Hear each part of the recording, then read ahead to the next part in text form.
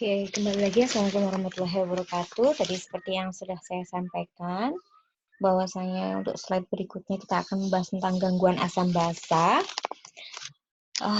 Kalau yang tadi kita sudah membahas tentang cairan dan elektrolit, kita sekarang bicara tentang asam dan basa.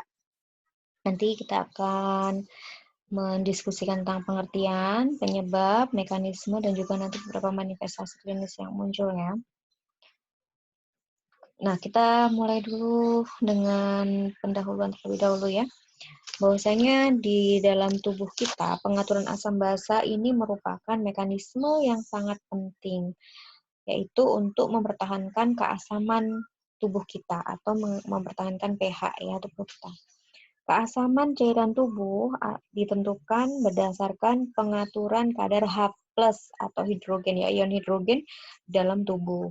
Sebab kadar ion H+ ini merupakan faktor utama yang akan mempengaruhi pH tubuh. Jadi dia nanti yang akan menentukan apakah pH kita turun atau pH kita naik. Oke. Ada 3 faktor utama yang akan mengatur konsentrasi ion hidrogen atau H+ tadi dalam tubuh untuk mencegah terjadinya asidosis ataupun alkalosis. Yaitu yang pertama dengan sistem penyangga tubuh atau sistem buffer, kemudian yang kedua melalui mekanisme pernafasan, yang ketiga melalui mekanisme ginjal.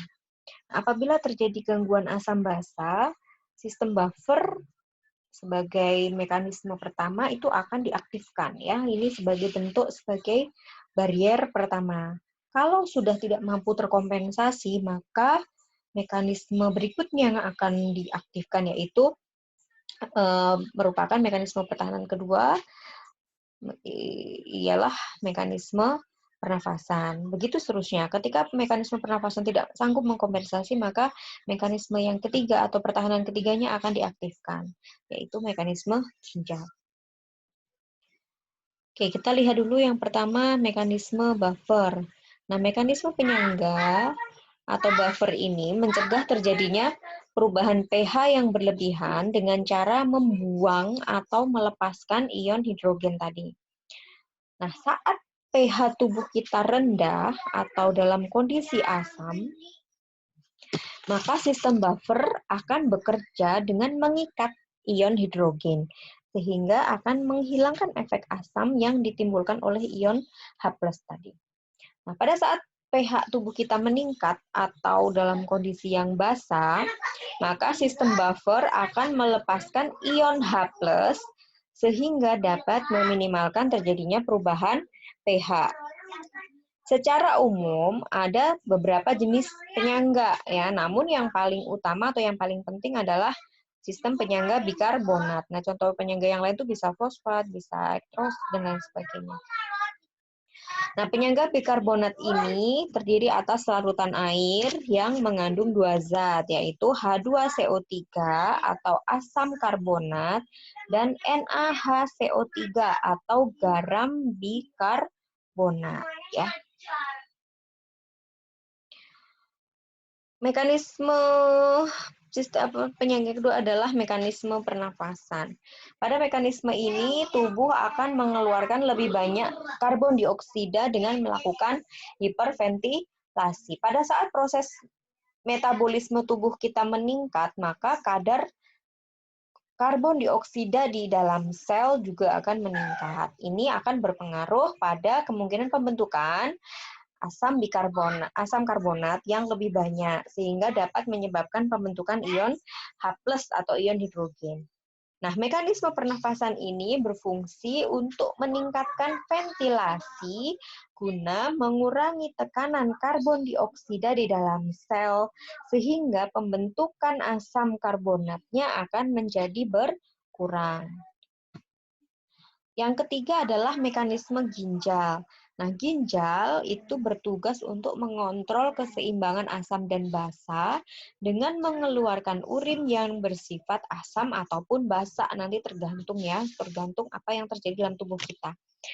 Nah, mekanisme pengeluaran urin asam dan basa ini merupakan mekanisme pengontrolan ginjal terhadap pengeluaran dan reabsorpsi ion bikarbonat atau HCO3-.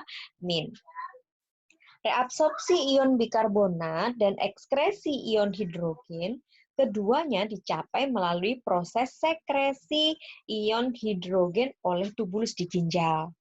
Sebab ion bikarbonat harus bereaksi dengan satu ion H+ agar dapat direabsorpsi. Apa yang terjadi ketika keasaman tubuh meningkat?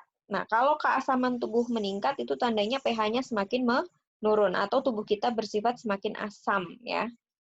Nah, pada saat kondisi keasaman tubuh meningkat, maka proses reabsorpsi bikarbonat sendiri akan ditingkatkan untuk mempertahankan pH tubuh.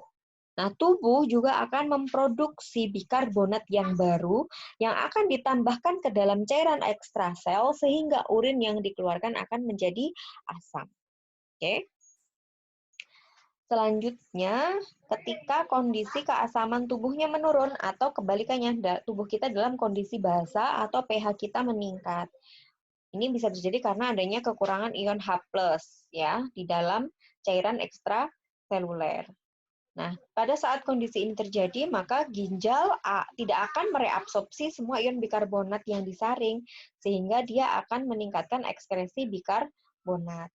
Jadi tidak diserap kembali, sehingga ion bikarbonatnya akan justru banyak dikeluarkan. Nah, kehilangan satu ion bikarbonat itu berarti penambahan satu ion H+. Ya, jadi setiap kali satu keluar ion, maka nambah satu ion H+. Sehingga ketika keasamannya naik, harapannya cairan ekstraseluler stabil ya, karena tadi kondisinya kan keasaman tubuh nurun. Maka ginjal akan mengkompensasi dengan meningkatkan pengeluaran dari bikarbonat. Nah, bikarbonat keluar akan menambah ion H+. Ya, jadi ini supaya kondisinya tetap seimbang. Nah, ginjal mengatur ion hidrogen tadi melalui 3 mekanisme berarti ya. Yang pertama adalah mensekresikan ion hidrogen. Yang kedua, mereabsorpsi ion bikarbonat yang telah difiltrasi. Yang ketiga, memproduksi ion bikarbonat yang baru. Perubahan keseimbangan asam dan basa di dalam tubuh kita dapat dievaluasi melalui pH darah arteri, peningkatan tekanan CO2, PCO2 atau tekanan CO2 dan HCO3 atau asam bikarbonat. Nah, indikator biokimiawi dari ketidakseimbangan asam basa bisa kita lihat dari hasil pemeriksaan lab darah, yaitu melalui analisa gas darah atau AGD atau bisa juga disebut BGA, blood gas analysis. Nah, AGD ini dapat menilai kadar oksigen dan karbon dioksida di dalam darah. Kadar pH darah, ion bikarbonat, natrium, kalium, dan klorida juga merupakan komponen penting dalam menetapkan apakah dia terjadi ketidakseimbangan asam basa atau tidak. Jadi tidak hanya melihat dari komponen kadar O2 dan CO2 saja, tapi juga pH darah, bikarbonat, natrium, kalium, dan klorida. Ya. Dalam menentukan ketidakseimbangan asam basa disebabkan oleh perubahan pernafasan atau metabolisme, indikator utamanya hanya dua. Yang pertama adalah kadar bikarbonat dan asam karbonat. Ini beberapa jenis gangguan asam basa, baik yang gangguannya berada di gangguan respiratorik atau gangguan metabolik. Gangguan respiratorik terbagi menjadi dua, yaitu asidosis respiratorik dan alkalosis respiratorik. Untuk metabolik pun sama, terjadi asidosis metabolik dan juga alkalosis metabolik. Kita kupas satu-satu. Ini gambaran nih. Pada saat ini terjadi keseimbangan antara asam dan bikarbonat. Ini asam karbonat, ini ion bikarbonat. Oke, ini kalau terjadi ini kan ini ketika balance seperti ini. Kalau ini terjadi asidosis respiratorik, ini metabolik. Asidosis, ini alkalosis respiratorik, ini alkalosis metabolik. Ini hanya gambaran sementara saja. Nanti kita lihat satu persatu. Nah, ini nilai normal dulu, kita harus paham dulu. Tadi, ketika tubuh kita semakin asam, artinya ion H+ dalam tubuh kita semakin meningkat, itu berarti kan pH kita semakin turun. Ya. Ya, sifatnya semakin asam. Kebalikannya, kalau di dalam tubuh kita ion H+-nya berkurang, menurun, kondisinya semakin basa, maka pH-nya semakin naik. Ya. Oke. Jadi alkalosis itu pH-nya selalu di atas 7,45. Asidosis di bawah 7,35. 7,35 sampai 7,45 ini adalah nilai pH yang normal. Jadi kalau Anda punya pasien pH-nya di bawah 7,35, maka dia berarti asidosis. Ketika lebih dari 7,45, maka disebut alkalosis atau dia sifatnya basah. Oke, kita bahas satu persatu yaitu asidosis respiratorik. Nah, asidosis respiratorik ini dicirikan dengan adanya peningkatan konsentrasi ion H+. Ya. Nah, karena adanya peningkatan konsentrasi ion H+ atau semakin asam, maka pH darahnya di bawah 7,35. Nah, selain itu, ciri berikutnya dari asidosis respiratorik adalah adanya peningkatan tekanan CO2. Ya, ada peningkatan tekanan CO2. Oke, di mana nilainya lebih dari 45 mm Hg dan juga terjadi kelebihan asam karbonat. Ini dapat disebabkan asidosis respiratorik ini misalnya pasiennya terjadi gangguan pada fungsi paru yang menyebabkan terjadinya hipoventilasi atau berkurangnya ventilasi sehingga terjadi retensi CO2 ya. Akibatnya akan terjadi peningkatan PCO2 atau peningkatan tekanan CO2. Nah, hipoventilasi ini dapat dimulai di dalam sistem pernafasan, seperti yang terjadi dengan kegagalan pernafasan, atau di luar sistem pernafasan, misalnya terjadi pada penggunaan obat yang berlebihan. Obat-obatan di sini yaitu penggunaan obat-obat narkotik, barbiturat, dan juga agen anestesi. Nah, ketika terjadi asidosis respiratorik, maka tubuh kita akan mengkompensasi. Apa yang dilakukan oleh tubuh kita yaitu meningkatkan H+ yang disangga oleh tadi ya penyangganya atau sistem buffernya adalah Hb eritrosit. Kemudian dia akan meningkatkan H+ juga yang disangga oleh protein dan fosfat intrasel. Yang ketiga adalah meningkatkan ekskresi H+ atau meningkatkan pengeluaran H+ dengan meningkatkan pembentukan amonia atau asam tadi ya, asam karbonat, HCO3 di tubulus distal dan pembentukan bikarbonat baru oleh ginjal. Ini kita lihat gambarnya. Nah, ini kalau misalnya kondisinya balance ya, belum terjadi asidosis. H2CO3 ini adalah asam karbonat, HCO3- adalah ion bikarbonat. Ini harus dipahami dulu ya. Oke. Pada kondisi asidosis respiratori, ya, karena keadaan asidosis ini, maka paru menahan CO2 di dalam paru-parunya. Ya, ini makanya dia ada gambar CO2 masuk ke dalam paru-paru. Ini paru berusaha menahan CO2, ya, sehingga terjadi peningkatan CO, tekanan karbon dioksida, ya, di dalam tubuh kita. HCO3-nya tidak ada perubahan sama sekali, pH-nya menurun. Nah, kompensasi tubuh kita apa? Usaha kompensasinya dilakukan dengan cara ginjal ini menahan bikarbonat, ya, menahan ion bikarbonat dengan mengeluarkan H+.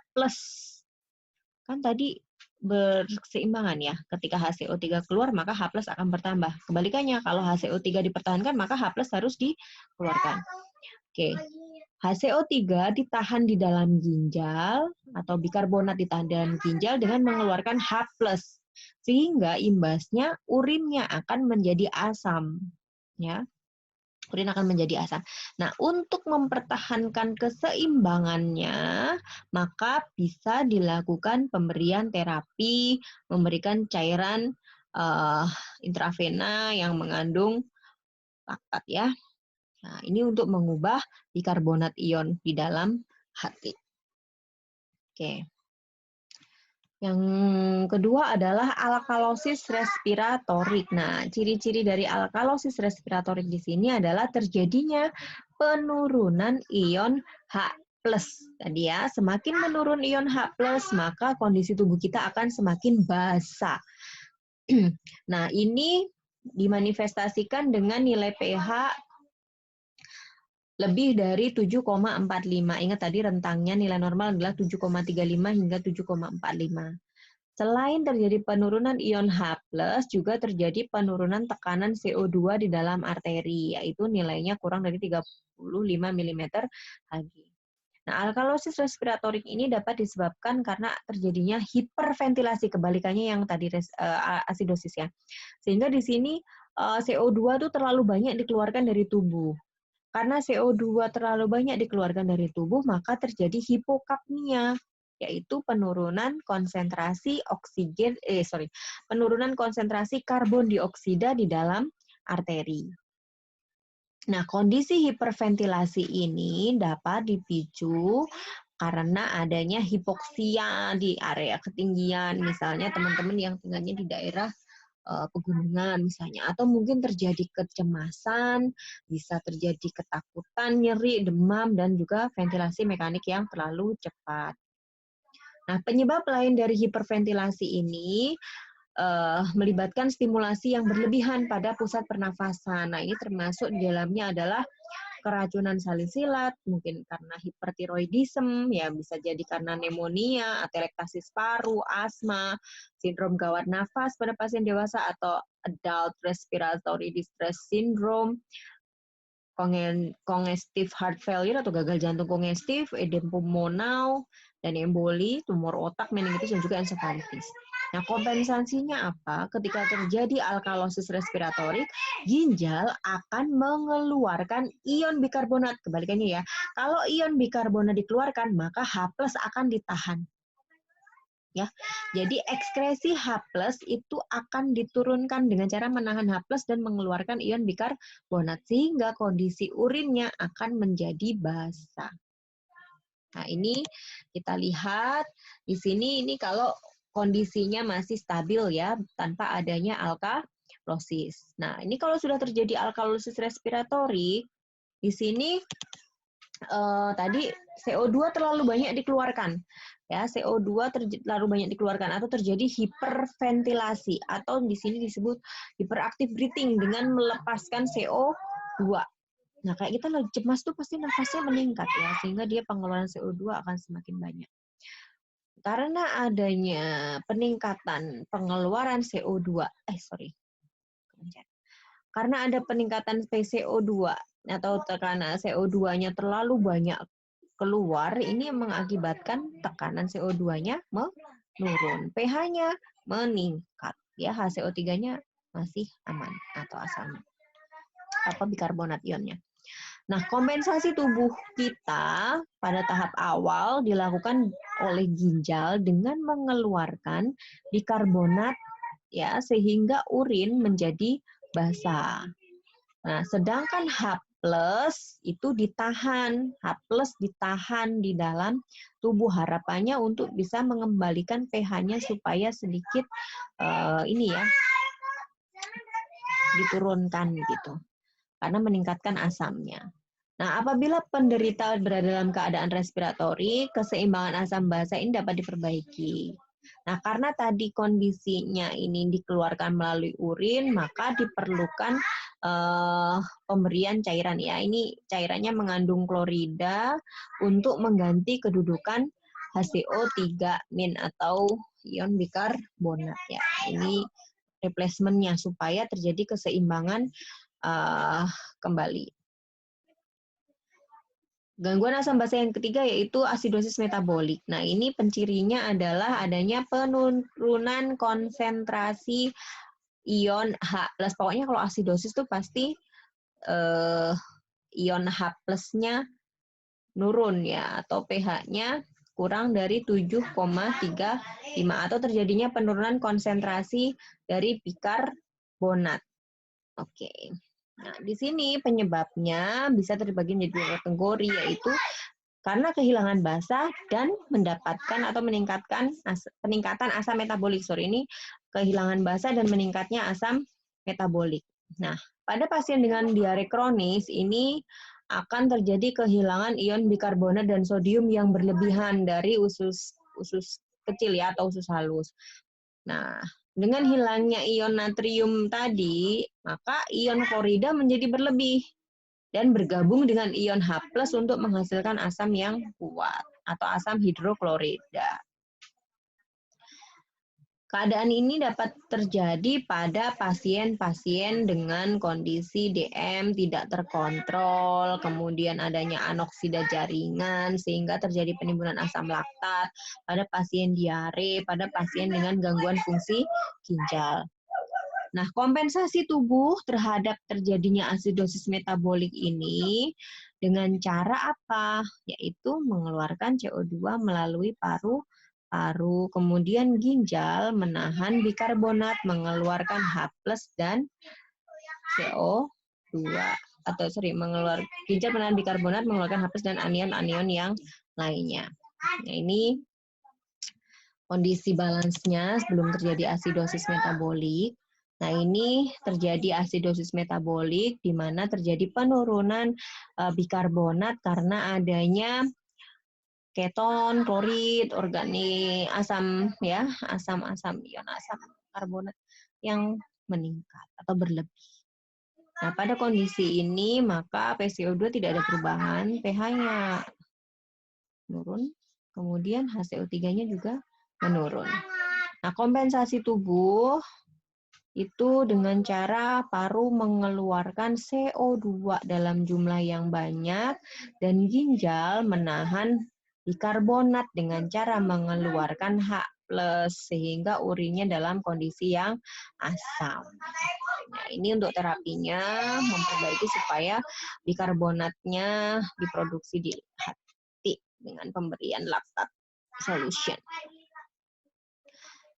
Gangguan asam basa yang terakhir yaitu alkalosis metabolik, di mana di dalam kondisi alkalosis metabolik ini terjadi peningkatan kehilangan asam dari tubuh atau terjadinya kenaikan basa, ya, atau peningkatan kadar bikarbonat. Nah, peningkatan basa ini atau kenaikan basa ini menyebabkan pH darahnya lebih dari 7,45. Nah, dapat terjadi akibat salah satunya ya ini karena konsumsi antasida yang berlebihan. Pemberian natrium bikarbonat oral atau parenteral yang berlebihan juga dapat meningkatkan jumlah basa di cairan ekstraseluler. Nah, kompensasi tubuhnya apa? Akan memperlambat nafas ya dan menjadi dangkal untuk meretensi CO2 tadi. Kemudian mengurangi ekskresi H+ dengan cara mengekskresikan garam NaHCO3 dan Na2HPO4 dan menekan pembentukan nitrit atau NH3. Ini mekanismenya ya. Oke, ini saat terjadi keseimbangan ini ketika sudah terjadi gangguan atau alkalosis di mana terjadi peningkatan HCO3 karena adanya kehilangan ion klorida atau kelebihan mengkonsumsi sodium bikarbonat ya yang tadi pada antas sebagainya. Nah, ini akan menyebabkan kompensasi tubuh. Nah, kompensasi tubuhnya apa? Oke, nah di sini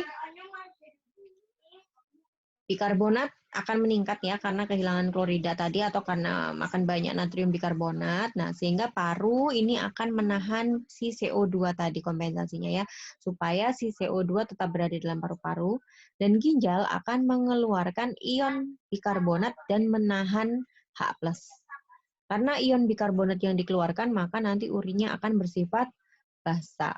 Nah, untuk mengurangi peningkatan kadar bikarbonat, pernafasannya ditekan ya, sehingga bikarbonat tadi dikeluarkan.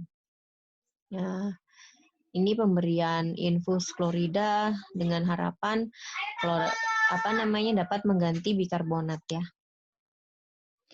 Ini tabelnya untuk mempermudah kita belajar.